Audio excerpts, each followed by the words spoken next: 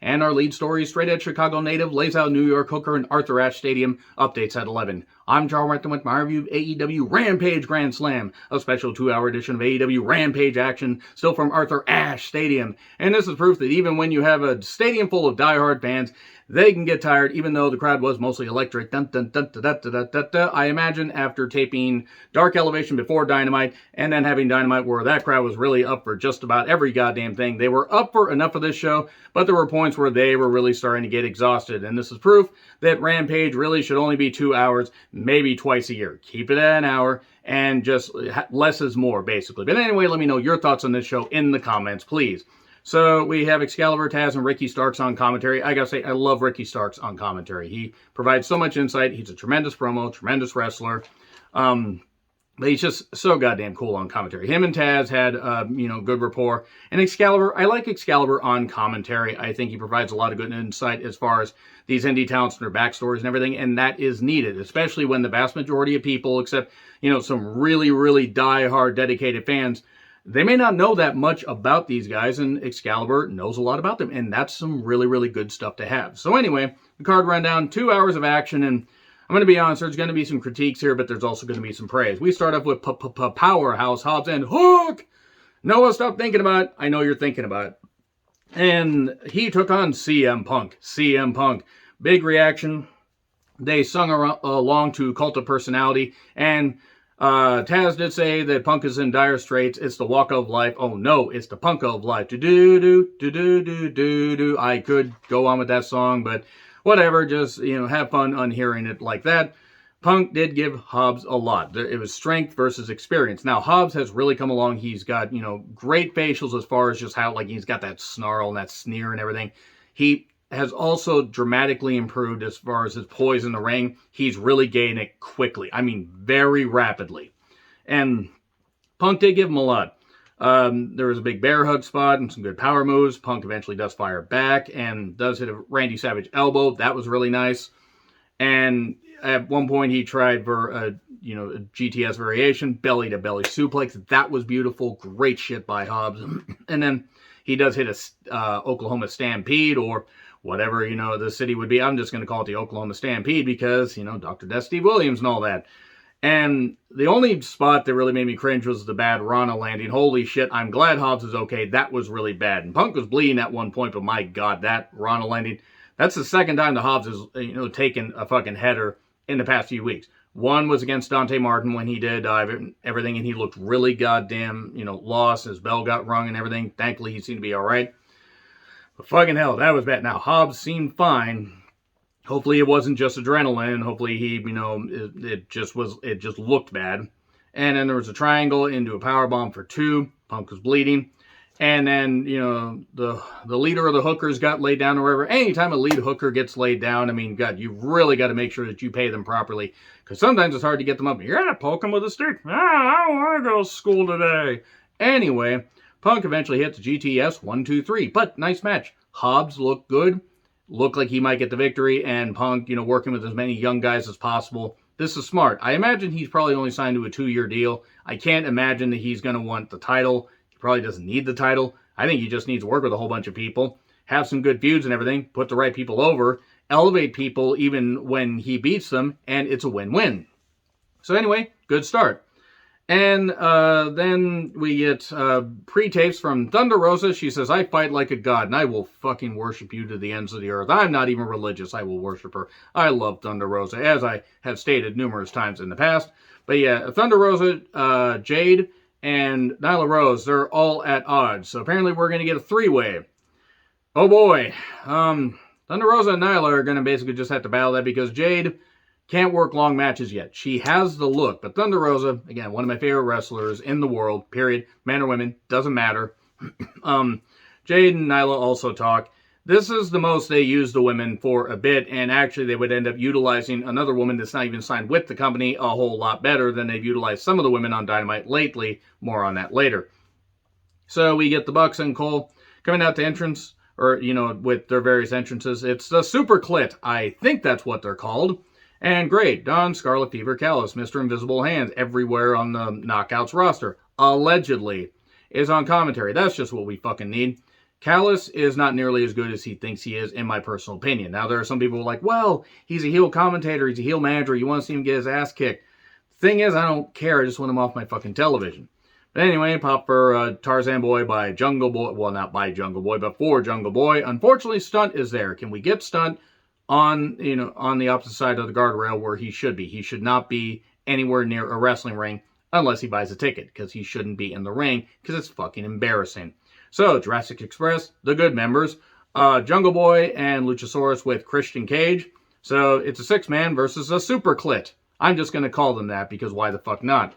And also, Cutler and the Good Brothers, home of the Good Brothers, May We Take Your Order, are there. And I'm just going to say right now, anytime the Good Brothers appear on any wrestling program, it's fucking embarrassing. It's not that they're not talented. I just don't think they're funny, and I don't think they're nearly as good as they think they are. They were good in Japan, and then they got exposed as pretty much being only good when the right people feature them. I've seen a little bit of their stuff in Impact. Their fucking brand of comedy as far as their horrible pay-per-views. I've seen clips of that. It's fucking terrible. But then again, it is what it is. If there are people that like it, that's fine. There's some people that like the Elite. That's all right. Some people there are even allowed out of their house without adult supervision. I kid. You can like whatever the fuck you want. So, it just evolved into a mess. I will praise the Bucks when they do good stuff. I will say that the match they had with the Lucha Bros at the pay-per-view was a fucking spectacle. I will say that much. Even if it went a bit long, it was a spectacle. This was just ridiculous. It's funny that Callis talked about walling off the stadium and cutting down on the crime rate, considering all the crimes that he got away with while working in Impact. No, I'm not going to forget that. Because, gee, I wonder why Scarlett and Carrion can't talk, or, Killer Cross and others maybe can't talk about that stuff. I wonder when this shit's going to come out, how many skeletons in Callis' closet are just going to come creeping out. Spooky, scary skeletons are going to send shivers down his spine. So, hot tag Luchasaurus. I mean, it was what it was. It's a typical 6-man. Cole is going to be away from the Elite pretty soon, but this is a way for him to be with his friends and then go off and be a brighter star than they are, in my personal opinion. And get a choke slam off the ropes. Luchasaurus, when he's just doing the big man moves, is fine. We then get super kicks, and a freaking Bucks match and a Cole match. I'm shocked. So then we get a Rana and a German by Jungle Boy, and then a diving headbutt from Christian, a Canadian doing a diving headbutt. That always ends well. And hide your kids, hide your wives. So anyway, the Good Brothers interfere, because of course they fucking do. The Good Brothers, home of the Good Brothers, May We Take Your Order. They interfere in melee. Why even have a ref? The ref in the fucking Bucks match is just, he's so ineffective, so ridiculous. And eventually, despite all these dives and all this ridiculous stuff and all this stage stuff in Cage getting tossed off the stage, and Stunt trying to go help him like Stunt's ever been able to help anybody in a goddamn wrestling ring in his fucking life. We get a whole bunch of kicks. Luchasaurus, 1, 2, 3. It was what it was. Okay, big guy got pinned. I'm glad Jungle Boy didn't get pinned. Road to the Top ad. No, I will not. I will fucking not. No, thank you. So anyway, maybe when Brandy learns that her place isn't in wrestling, or at least is behind the scenes and not anywhere on camera, but she wants to be a TV star so bad, and so does Cody. Goddamn, just go make reality TV and get out of the fucking wrestling ring. Just get out of the ring. Anyway, Men of the Year with Dan Lambert. So the Men of the Year, by the way, are Scorpio Sky and Ethan, taking on Jericho and Hager. It's the Men of the Year versus the men that wish they could have helped storm the Capitol of the year. And by the way, I'm not going to apologize for that. If anybody has a problem with me continuing to point out that Jericho's wife and mother-in-law were part of the insurrection attempt on January 6th, I'm going to keep saying it. You can tootle off if you don't fucking like it. You can walk off, you can walk into a goddamn wall for all I care. Might knock some sense into you, because this shit, no matter what side of the fence you fall on, is fucking ridiculous. If you are against democracy, no matter whether you're in wrestling or whatever, you're a fucking asshole, you're a fucking cancer to society, and I fucking hate you. And I've done this with family members. I don't care about any of y'all if you want to get upset. But I love the people that stick around, that even if we disagree, we can have some fun chats. So anyway, poor Scorpio. That's what I wrote down. Ethan's talented. This team does nothing for me. Jericho, yes, he hit a couple moves. He's still fucking washed because he's not in good shape at all. I mean, good God. Just wear a freaking singlet or something. He's still trying to go and he can't fucking go anymore. Lambert at one point slapped Jericho, and then Lambert later grabs Hager's leg, and just enough, most devastating maneuver in all professional wrestling, surprise roll-up, 1, 2, 3, and then We get a whole bunch of America's Top Team in there. We get Junior Dos Santos. Jose, we get a bunch of MMA people, and I can't even pronounce them. We get Paige Van Sant. And I know who Paige Van Sant is. I'll say that much. Or Zant. I mean, whatever. She is, of course, good looking, but you know what? She had some pretty good wins in her career. Naturally, she could have gotten into wrestling probably a lot sooner. You would have thought WWE would have signed her. No, they didn't. I don't know if AEW did, but since they're bringing her in here and she was allowed to fist Jericho, never mind. She was featured better than a lot of the women I just talked about earlier. Thunder Rosa, Nyla Rose, Jade. They were featured in pre-tapes. And yes, Paige Van Sant, this may be a one-time thing. It might be. But I don't know. The fact that she hit Jericho proves there might be where there's smoke, there's fire. And it was what it was. But it reminded me of late WCW 2000, as opposed to late WCW 1990. Well, actually, with the Black Scorpion, it was pretty bad. The whole point is, later WCW, they tried to partner up with a failed American Gladiators knockoff called Battle Dome. If you remember Battle Dome, my fucking goodness, you are a dedicated TV nerd like I am. And Terry Crews, fun fact, was part of that show. It was a terrible show, and nothing against Terry Crews or anybody. It was just terrible. And that's what this reminded me of. Even though there's star power here, Dos Santos and various others are, they may be, MMA talents that aren't in the prime of their career, but they still are names. And yeah, it was what it was. It was weird. It was really, I don't know really how to feel about it. I mean, I don't mind seeing Jericho and Hager laid out, because let's be perfectly honest, those two sacks of shit probably shouldn't be in a wrestling ring. Hager is exactly what he has been for a number of years, and Jericho isn't even what he was in 2017. That's saying something. You could tell he had lost a step, and now he's lost about 50. And then we get to Santana and Ortiz and the Lucha Bros with Alex Abrahantes versus Private Party with Butcher and the Blade, teaming up with them, with Matt Hardy and TH2, or maybe just Jack Evans. There was a lot of fucking people here, and you know what? Don't even have a ref. Just let them count their own pinfalls. I will say this match wasn't dull. It was a high spot fest as opposed to a low spot fest. And they do jumpstart dives and everything. And the theme of the show actually was, why even have a ref? Here's Orange Cassidy later. And he knocks out Jack Evans on the stage for what Jack Evans is worth, which is not much in 2021. And then he leaves. And Matt apparently during the break had taken Jack Evans back there and demanded promo time as soon as this match was over. Because we need to hear Matt Hardy on a goddamn microphone. We need to see Matt Hardy on our television screens in 2021. Except we don't. We don't need to see him. We don't need to hear him. I'm not saying that the guy doesn't have name value and he doesn't deserve to earn money. I'm just sick of Matt Hardy. This whole group of his, it's freaking walking death. And the funniest thing is, he's got enough kids now that he could almost have his own Hardy family office at home and in wrestling. It's fucking mind-blowing. So anyway, it was a train wreck, but it wasn't dull, I will say that. And Street Sweeper 1, 2, 3. Just going to let that marinate right there, and let's move on. Matt demanded an interview, and Penelope will stop the return of Anna Jay to AEW. She's already had a couple matches, Matt. I know that you were repeatedly concussed in that match with Sammy Guevara, and I'm glad you're okay, even though I think you left your brain out there. But honestly, Matt, seriously, get with the goddamn program. You're on the program. Get with it. So anyway, Evans is going to be Jack Evans' hair versus Orange Cassidy's hair. Why? Because Matt doesn't want to lose his hair. And apparently Jack Evans is going to be bald. Whatever. Miro then attacks Sammy Guevara and Fuego del Sol, who are doing the flashcard thing and everything, and he throws Del Sol right through a goddamn table. Pretty good stuff. This is the kind of Miro that has been, a great boost to AEW programming. Whenever he appears, the pace picks up. He's a vicious beast. He does the game over to Sammy Guevara, and submissions always hurt more on the stage, like they always hurt more on the announcer's table, and that's it. Now Andrade says in a pre-tape that he will beat up Pac, and that Pac will have no excuse for losing this time. Anna Jay versus Penelope Ford, and oh dear. This is the point in the show where I'm like, okay, Anna Jay is a prodigy. She has ability, and she actually has some good poise. Penelope has done some good stuff in some matches. This was not good. I haven't cared about this feud, and it was a mess, and good sell on the stage, by the way, when Anna Jay attacked Penelope. Best sell. Much wow. So the bunny ends up distracting. This was absolutely messy. And again, this was messy. The timing was really off here. this is the best they could feature with the women. You have Thunder Rosa, you have Hikaru Shida relegated to AEW Dark. You have so many other women relegated. And I'm not saying Anna Jay and Penelope should not get a chance, but a couple of these matches could have been cut down a little bit, and you could have put another women's match on here. But anyway, you don't have to make it 50-50. Just do a little bit something with this women's division you touted as being so goddamn great.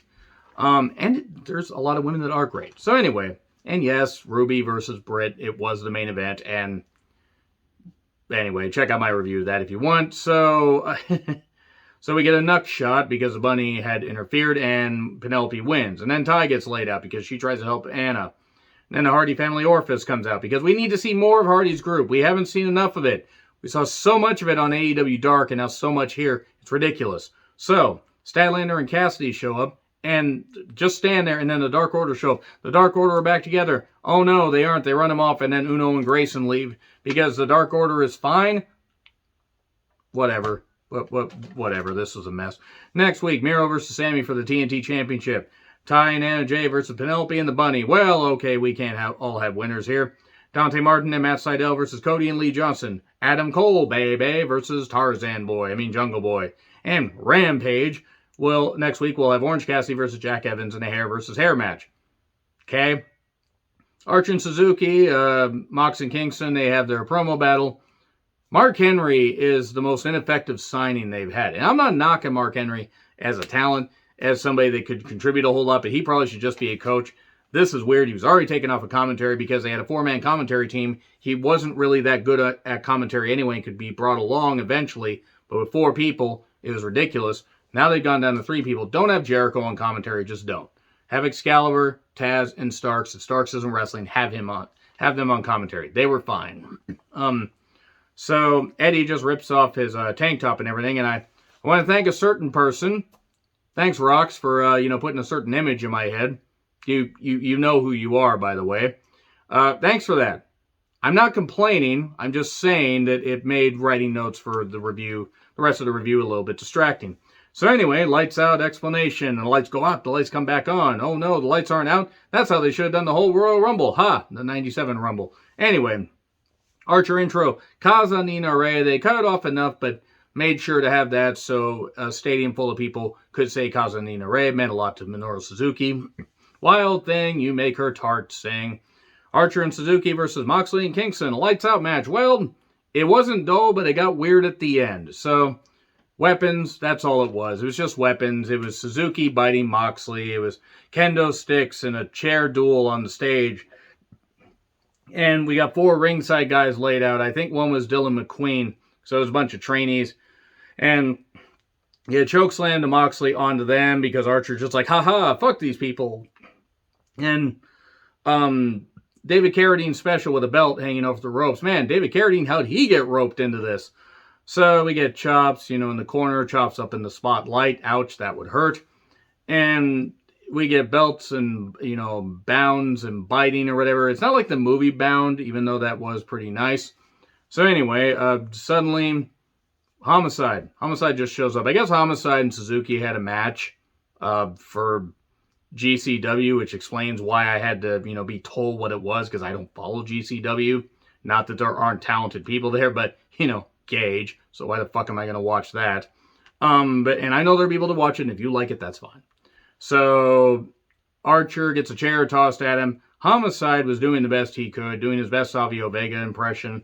And I say Savio Vega at the end of his career because Homicide is a hell of a talent, but man, I can't say time has been unkind to him. Father Time's undefeated, but he hit some moves and then he got taken out, and so Archer just gets hit with everything, and then he gets a can put over his head, and Eddie Kingston hits the can with a kendo stick. And man, that must have really goddamn hurt, except you could totally tell with the camera shots it wasn't hurting. The sound might have hurt, and then Kingston covers him 1, 2, 3. All right, there we go. That's it. That's all I got to say about that. Rampage is back to an hour next week. Thank fuck. Do a couple, if you want to do like 4 editions of Rampage at 2 hours a year, I'm fine with that. But you shouldn't do them that often. This had some good, but it also had some stuff that was a little bit eh. Anyway, agree, disagree, what I said, like, share, subscribe, Twitter handle in the description. I'm John Retlin. I'll see you soon.